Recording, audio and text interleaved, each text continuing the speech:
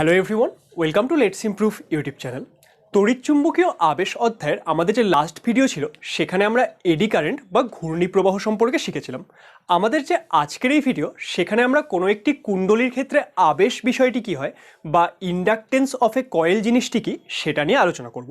তাহলে আমাদের আজকের এই ভিডিওটিকে তোমরা অবশ্যই সম্পূর্ণ দেখবে, কারণ আজকে যে আমরা এই কুণ্ডলীর আবেশ নিয়ে আলোচনা করব এটা কিন্তু আমাদের নেক্সট চ্যাপ্টার অর্থাৎ এসির মধ্যেও খুব আমাদের কাজে লাগবে।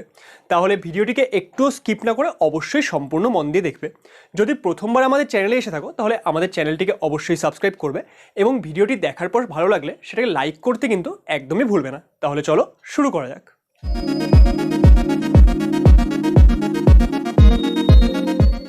তাহলে আজকে আমরা কি পড়ব? আজকে আমরা পড়ব হলো ইন্ডাকটেন্স অফ এ কয়েল। ওকে, তাহলে আমাদের যদি কোনো একটি কয়েল থাকে তার ইন্ডাকটেন্স বা তার আবেশাঙ্ক কত হয় সেটা নিয়ে আজকে আমরা আলোচনা করব। এবার এই যে ইন্ডাকটেন্স আমরা পড়ব তার মধ্যে শুরুতেই আমরা যে বিষয়টি পড়ব সেটা হলো সেলফ ইন্ডাকটেন্স। ওকে, তাহলে আমরা কি পড়ব যে সেলফ ইন্ডাকটেন্স বা স্বকীয় আবেশ। এটার মানে কি সেটার মধ্যে আমরা আসছি। ধরে নাও যে আমাদের কাছে কোনো একটি পরিবাহী কুণ্ডলী আছে। পরিবাহী কুণ্ডলী মানে কি? যেখানে আমাদের অসংখ্য কতগুলো পাক থাকবে, তাই তো? তাহলে ধরে নাও আমাদের কাছে এরকম একটি কুণ্ডলী আছে, তার মধ্যে আমরা দেখতে পাচ্ছি অনেকগুলো পাক আছে। ওকে, তাহলে এই আমাদের একটি পার্টিকুলার কুণ্ডলী এবং এর মধ্যে আমাদের কতগুলো পাক আছে। এবার আমরা যদি এর মধ্য দিয়ে কারেন্ট পাঠাই, সাপোজ এর মধ্য দিয়ে আমরা একটা পার্টিকুলার কারেন্ট পাঠাচ্ছি, তাহলে যখনই আমরা কোনো একটি কুণ্ডলীর মধ্য দিয়ে কারেন্ট পাঠাবো তাহলে এর চারপাশে কি হবে? এর চারপাশে একটি তড়িৎ ক্ষেত্র সৃষ্টি হবে। কারণ আমরা তড়িৎচুম্বকীয় অধ্যায়ে সেখানে ওরস্টেডের পরীক্ষা দেখেছিলাম। ওরস্টেডের পরীক্ষায় আমরা কি দেখেছিলাম যে যখনই কোনো একটি পরিবাহীর মধ্য দিয়ে কারেন্ট প্রবাহিত হয় তখন তার চারপাশে একটি চৌম্বক ক্ষেত্রের সৃষ্টি হয়। তাহলে আমাদের যে এই কুণ্ডলীটি আছে বা আমাদের যে এই কয়েলটি আছে তার মধ্য দিয়ে যখন একটা কারেন্ট প্রবাহ হবে তাহলে কি হবে? আমাদের যে এই কয়েলটি আছে এর চারপাশেও একটি চৌম্বক ক্ষেত্রের সৃষ্টি হবে। তাহলে এর চারপাশে একটি চৌম্বক ক্ষেত্রের সৃষ্টি হয়ে গেল। এবার এর চারপাশে যদি একটি চৌম্বক ক্ষেত্রের সৃষ্টি হয় তাহলে আমরা কি বলতে পারবো? এই যে আমাদের এই লুপটি বা আমাদের এই যে কয়েলটি এর সঙ্গে জড়িত আমরা ফ্লাক্স পাবো, কারণ এখানে চৌম্বক ক্ষেত্র প্রেজেন্ট আছে মানে এখানে চৌম্বক প্রবাহ হবে, তাই তো? তাহলে আমরা এর সঙ্গে জড়িত কিছু অ্যামাউন্ট অফ ফ্লাক্স পাবো। এবার দেখো কি হচ্ছে, আমাদের যে এই কারেন্টের মান, সেই কারেন্ট ধরো এখানে আই প্রবাহিত হচ্ছিল। কোনো কারণে যদি এখানে কারেন্টের মান পরিবর্তিত হয়, ধরুন আমরা কারেন্টের মান বৃদ্ধি করলাম বা কারেন্টের মান হ্রাস করলাম, তাহলে আমরা কি বলছি যে শুরুতে আমাদের এই কয়েলটি ছিল, এই কয়েলটির মধ্য দিয়ে একটি পার্টিকুলার কারেন্ট প্রবাহিত হচ্ছিল। এই কারেন্ট যখন প্রবাহিত হচ্ছিল তখন এর চারপাশে একটি চৌম্বক ক্ষেত্র সৃষ্টি হয়েছে এবং সেই চৌম্বক ক্ষেত্রের জন্য কি থাকবে? একটি পার্টিকুলার ফ্লাক্স থাকবে বা একটি পার্টিকুলার চৌম্বক প্রবাহ এই কয়েলটির সঙ্গে জড়িত অবস্থায় থাকবে। এবার আমরা কি করলাম যে কোনো কারণে এই যে কয়েলটি তার মধ্যে যদি তড়িৎ প্রবাহের পরিবর্তন হয়, সাপোজ ধরো আমাদের এই কারেন্টের মানে আমরা আইদার বৃদ্ধি করলাম বা কম করলাম, কারণ পরিবর্তন মানে দুটাই হতে পারে, তাই তো? এবার তাহলে সেই ক্ষেত্রে কি হবে? সেই ক্ষেত্রে আমাদের যে এই চুম্বক, আমাদের এই যে কয়েলটি আছে তার সঙ্গে জড়িত যে চৌম্বক প্রবাহ তার মান কি হবে? তার মান আইদার বৃদ্ধি পাবে বা হ্রাস পাবে, বা আমরা কি বলতে পারি এর সঙ্গে জড়িত যে চৌম্বক প্রবাহ তার মান পরিবর্তন হবে, তাই তো? কারণ আমাদের যে এর চারপাশে চৌম্বক ক্ষেত্র সৃষ্টি হচ্ছে সেটা কিসের জন্য সৃষ্টি হচ্ছে? এই তড়িৎ প্রবাহের জন্যই। তাহলে এই চৌম্বক ক্ষেত্রটি কি হচ্ছে? সেটা আমাদের এই যে তড়িৎ প্রবাহ হচ্ছে তার উপর নির্ভরশীল। এবার যদি আমরা এখানে কারেন্টের মান পরিবর্তন করি তাহলে এর চারপাশে চৌম্বক ক্ষেত্রের পরিবর্তন ঘটবে। সাথে সাথে আমরা কি বলতে পারি যে এই যে আমাদের লুপটি আছে বা এই যে কয়েলটি আছে তার সঙ্গে জড়িত চৌম্বক প্রবাহ বা ফ্লাক্স তারও পরিবর্তন ঘটবে। তাহলে এর সঙ্গে জড়িত ফ্লাক্সের যদি পরিবর্তন ঘটে তাহলে আমরা কি বুঝতে পারব? যে আমাদের যে ফ্যারাডের সূত্রতে কি বলা হয়েছিল? যখনই কোনো একটি লুপের সঙ্গে জড়িত চৌম্বক প্রবাহের পরিবর্তন ঘটবে তখন সেখানে তড়িৎচুম্বকীয় আবেশের ঘটনা ঘটবে, তাই তো? তাহলে আমরা বলতে পারি না যে এই যে আমাদের কয়েলটি আছে এর মধ্যেও আমাদের তড়িৎচুম্বকীয় আবেশ বা ইলেকট্রোম্যাগনেটিক ইন্ডাকশন হবে। এবার এই যে ইলেকট্রোম্যাগনেটিক ইন্ডাকশন হবে সেটা কেন হলো? দেখো, এটা হলো কারণ আমাদের এই যে কারেন্টের মানটি সেটা পরিবর্তন হচ্ছে, তাই তো? তাহলে কারেন্টের মান পরিবর্তন মানে কি? আইদার এটা বৃদ্ধি পাচ্ছিল বা এটা হ্রাস পাচ্ছিল। তাহলে আমাদের যে তড়িৎচুম্বকীয় আবেশের ঘটনা ঘটবে সেটা তাহলে নিজের ডিরেকশন বা আমরা বলতে পারি তড়িৎচুম্বকীয় যে আমরা তড়িৎচালক বল পাবো বা আমাদের যে ইনডিউসড কারেন্ট পাবো সেটার ডিরেকশন এমন হবে যাতে সে কী করতে পারে, আমাদের যে এই প্রিভিয়াস কারণ ছিল, কারণ লেঞ্জের সূত্রতে কি বলেছে যে আমাদের তড়িৎচুম্বকীয় আবেশের ফলে সৃষ্ট তড়িৎচালক বল বা আমাদের যে ইনডিউসড কারেন্ট তার ডিরেকশন এমন হবে যেটা কি করতে পারে, নিজের সৃষ্টির কারণকে বাধা দিতে পারে। তাহলে এখানে সৃষ্টি কেন হচ্ছে, কারণ এই কারেন্টের পরিবর্তন হচ্ছে, তাহলে সেই ক্ষেত্রে আমাদের কয়েলটির মধ্যে যে ইনডিউসড ইএমএফ বা ইনডিউসড কারেন্ট সেটা কি করবে, আমাদের এই কারেন্টের পরিবর্তনকে বাধা দেবে, তাই তো। তাহলে এই যে বিষয়টি হচ্ছে সেটাকেই আমরা কি বলছি, সেটাকেই আমরা বলছি হচ্ছে সেলফ ইন্ডাকটেন্স বা স্বকীয় আবেশ বা সাবেশাঙ্ক, এইরকম টার্মটি আমরা এখানে পাবো। তাহলে আমাদের স্বকীয় আবেশ বা সেলফ ইন্ডাকটেন্স বিষয়টি কি, যখনই কোনো একটি কুণ্ডলীর সঙ্গে জড়িত চৌম্বক প্রবাহের পরিবর্তন ঘটবে, তাহলে কোনো একটি কুণ্ডলী আছে তার সঙ্গে জড়িত যে চৌম্বক প্রবাহ আছে তার যদি পরিবর্তন ঘটে তাহলে সেই কুণ্ডলীর মধ্যে তড়িৎচুম্বকীয় আবেশের ঘটনা ঘটে। তাহলে এই যে তড়িৎচুম্বকীয় আবেশের ঘটনা ঘটছে সেটাকে আমরা কি বলছি, সেলফ ইন্ডাকটেন্স বা স্বকীয় আবেশ। কারণ এটা কি হচ্ছে, নিজের মধ্যেই হচ্ছে। দেখো, এর জন্য কি আমাদের বাইরে থেকে কাউকে ইনফ্লুয়েন্স করতে হচ্ছে, সেটা কিন্তু হচ্ছে না। আমাদের যে এই কুণ্ডলীটি ছিল তার নিজের মধ্যেই কারেন্টের পরিবর্তন ঘটছে, সেই জন্য কি হচ্ছে, আমাদের এই কুণ্ডলীটির মধ্যে তড়িৎচুম্বকীয় আবেশের ঘটনা ঘটছে। তাহলে এটাকে আমরা কি বলছি, এটাকে আমরা বলছি সেলফ ইন্ডাকটেন্স বা স্বকীয় আবেশ।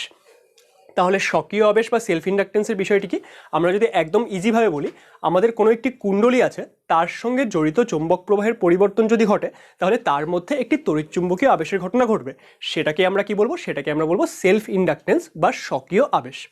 এবার দেখো, তাহলে এই যে আমাদের স্বকীয় আবেশ হচ্ছে, সেখানে আমরা একটা নতুন টার্ম শিখবো যে আমাদের সাবেশাঙ্ক বা স্বকীয় আবেশ গুণাঙ্ক, বা যেটাকে আমরা বলি সেলফ ইন্ডাকটেন্স। যেই ঘটনাটি হচ্ছে সেটাকে আমরা বলছি সেলফ ইন্ডাকশন, কারণ নিজেই নিজের মধ্যে ইনডিউস করাচ্ছে, তাই তো। তাহলে তার যে গুণাঙ্ক আমরা পাবো সেটাকে আমরা কি বলবো, সেলফ ইন্ডাকটেন্স বা স্বকীয় আবেশ গুণাঙ্ক বা সাবেশাঙ্ক।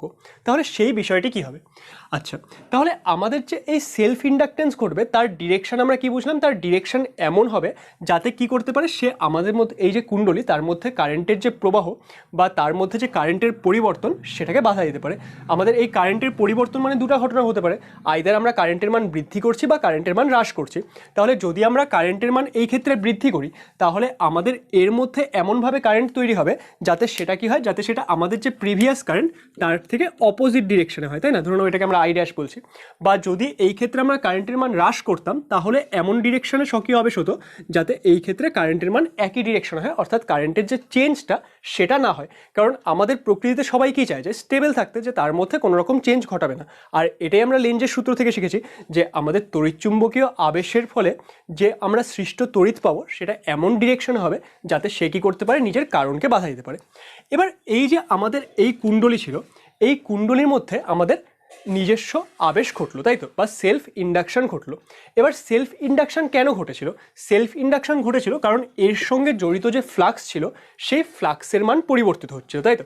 এবার ফ্লাক্সের মান কেন পরিবর্তিত হলো, কারণ আমাদের যে এই কুণ্ডলীটি ছিল তার আশেপাশে যে চৌম্বক ক্ষেত্র ছিল সেই চৌম্বক ক্ষেত্রের মানের পরিবর্তন হয়েছে। এবার চৌম্বক ক্ষেত্রের মান সেটা আবার কিসের উপর ডিপেন্ড করছিল, সেটা ডিপেন্ড করছিল এর মধ্যে কতখানি কারেন্ট প্রবাহিত হয়েছে, তাই তো। তাহলে আমরা বলতে পারি না যে আমাদের যে এর সঙ্গে জড়িত চৌম্বক ফ্লাক্স বা এর সঙ্গে জড়িত চৌম্বক প্রবাহ সেটা যদি ফাই হয় তাহলে ফাই কি হবে, ফাই আমাদের এই যে এর মধ্যে দিয়ে কারেন্ট কতখানি প্রবাহিত হচ্ছিল তার উপর ডিপেন্ড করবে। তাহলে আমরা বলতে পারি ফাই ভ্যারিসাস আই, তাই তো। ফাই কারেন্টের সাথে ডিরেক্টলি প্রপোর্শনাল হবে, কারেন্ট যত বাড়বে তত কী হবে, চৌম্বক প্রবাহের মান বৃদ্ধি পাবে, কারেন্টের মান হ্রাস পেলে চৌম্বক প্রবাহের মানও হ্রাস পাবে। তাহলে দেখো এখানে প্রপোর্শনালিটি সাইন আছে, এটাকে যদি আমরা উইথড্র করতে চাই তাহলে আমরা কি লিখতে পারি, ফাই ইকুয়াল টু আমরা একটি কনস্ট্যান্ট আনলাম, সেই কনস্ট্যান্টটি কত, সেই কনস্ট্যান্টটি আমরা বললাম এল।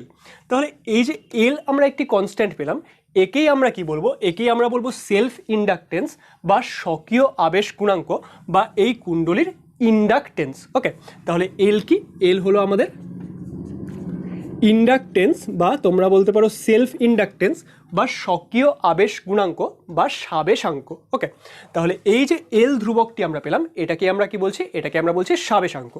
এবার এই যে এল ধ্রুবকটি তার মান যদি আমাদের নির্ণয় করতে হয় বা এল ধ্রুবকটি যদি আমাদের সংজ্ঞা বলতে হয় তাহলে সেটা আমরা কি করে বলবো।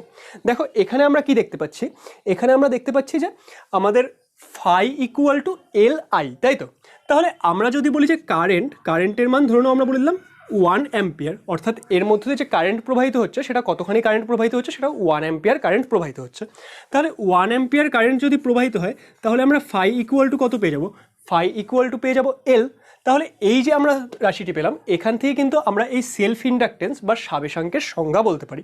তাহলে সাবেশাঙ্কের সংজ্ঞা আমরা কি করে বলবো, যে কোনো একটি কুণ্ডলীর মধ্য দিয়ে যদি 1 অ্যাম্পিয়ার তড়িৎ প্রবাহিত হয়, দেখো আমাদের আচ্ছা এই কারেন্টটি মুছে দাও, তোমরা হয়তো কনফিউজ হচ্ছ, আমাদের এই কারেন্টটি আমরা কথা বলছি। তাহলে কোনো একটি কুণ্ডলীর মধ্য দিয়ে আমাদের কারেন্ট কত যাচ্ছে 1 অ্যাম্পিয়ার।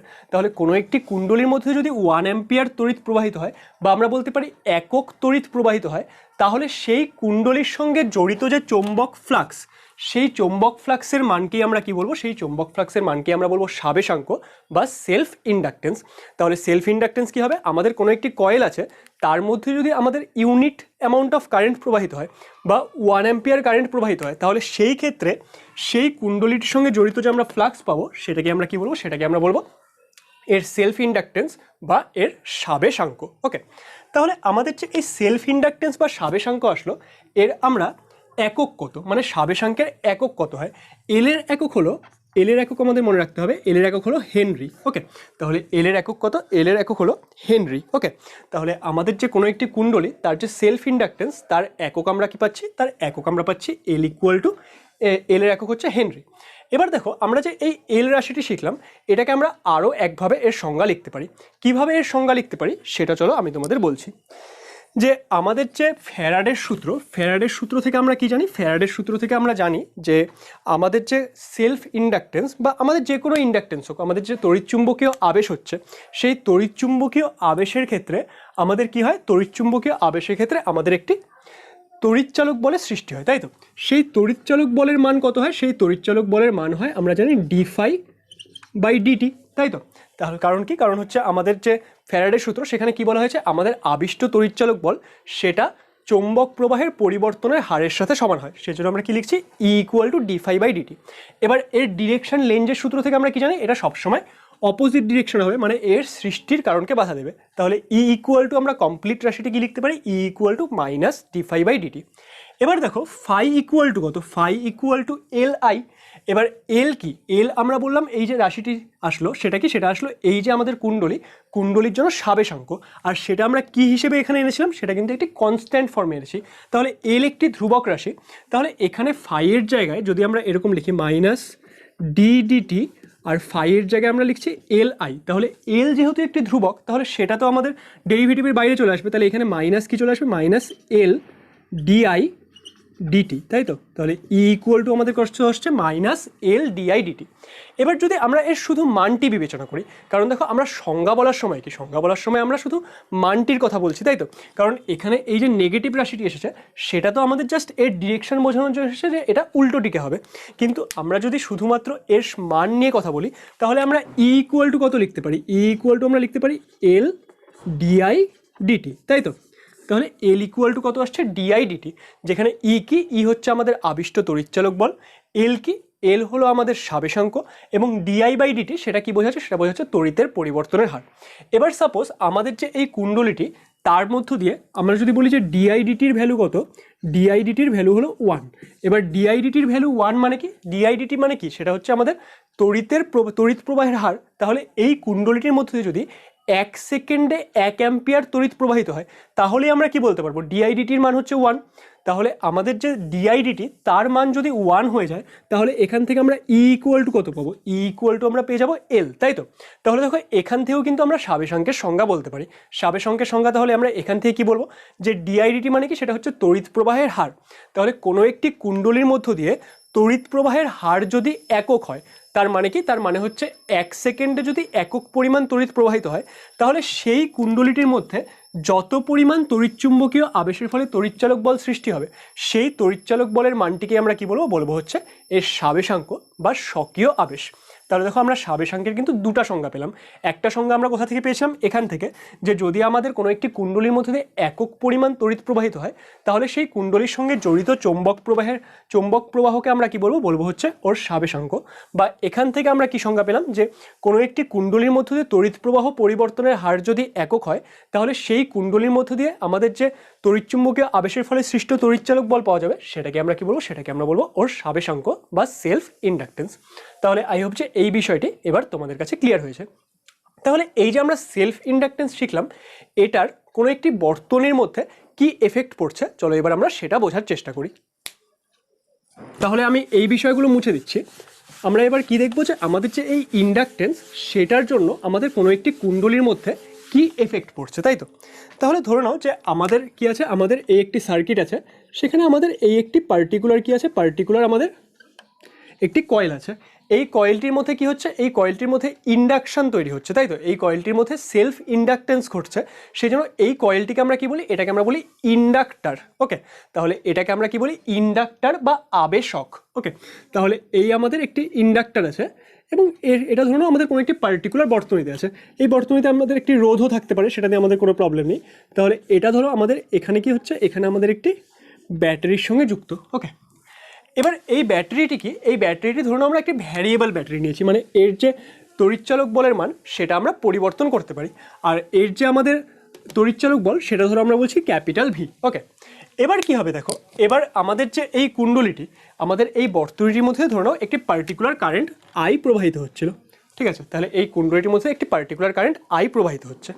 এবার আই কারেন্ট প্রবাহিত হচ্ছিল, এবার যদি কোনো কারণে এই আই কারেন্টের পরিবর্তন ঘটে, তাহলে সেই ক্ষেত্রে কি হবে, সেই ক্ষেত্রে আমাদের যে এই কুণ্ডলীটির মধ্যে একটি তড়িৎচালক বলের সৃষ্টি হবে।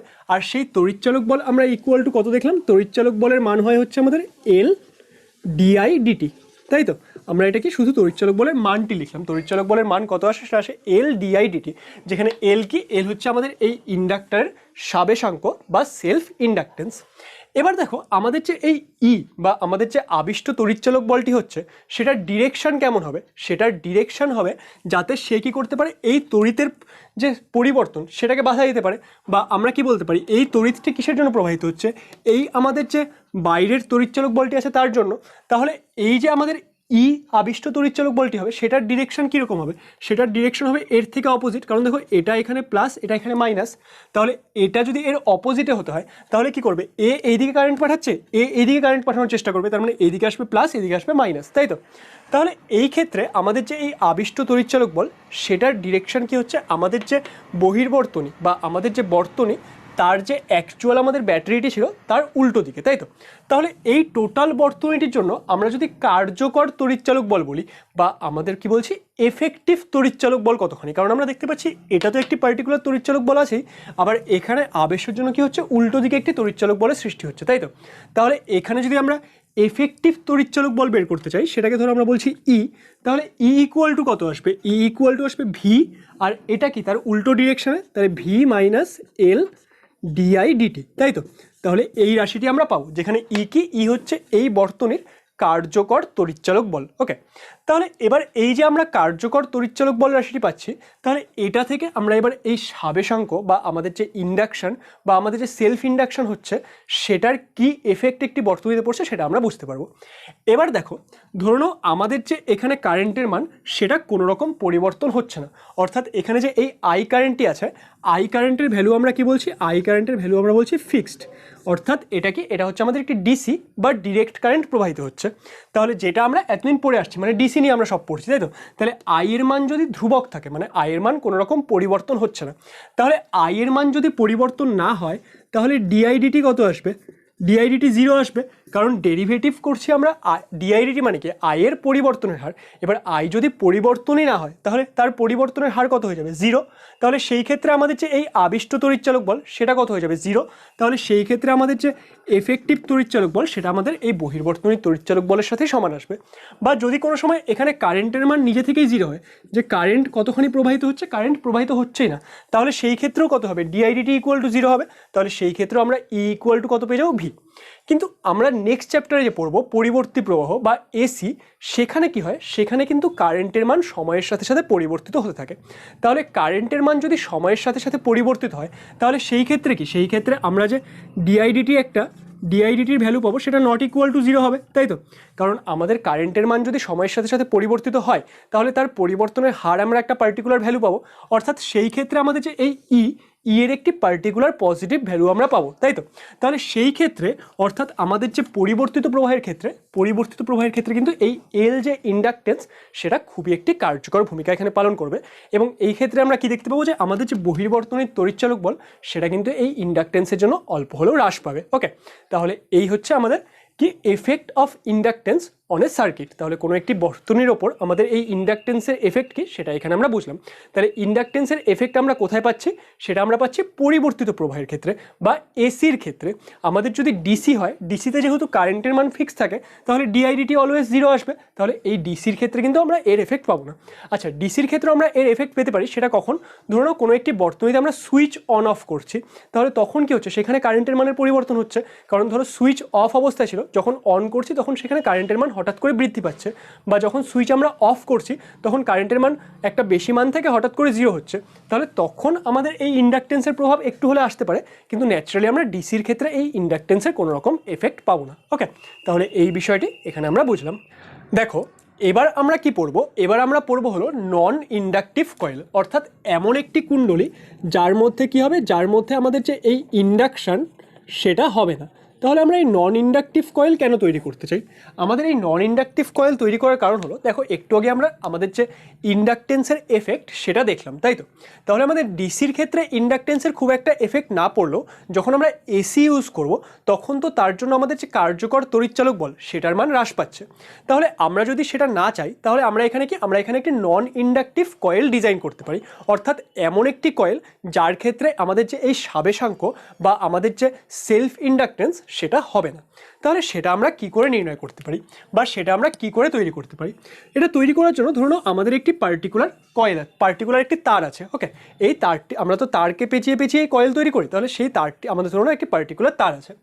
এবার এই তারটিকে কি করব, এই তারটিকে আমরা দুটো সমান ভাগে, মানে এটাকে আমরা হাফভাবে ভাঁজ করে নেব, মানে এই যে এই মাঝের পোর্শন থেকে এটাকে আমরা কি করছি, এইভাবে ধরুন ভাঁজ করে নিলাম, ঠিক আছে?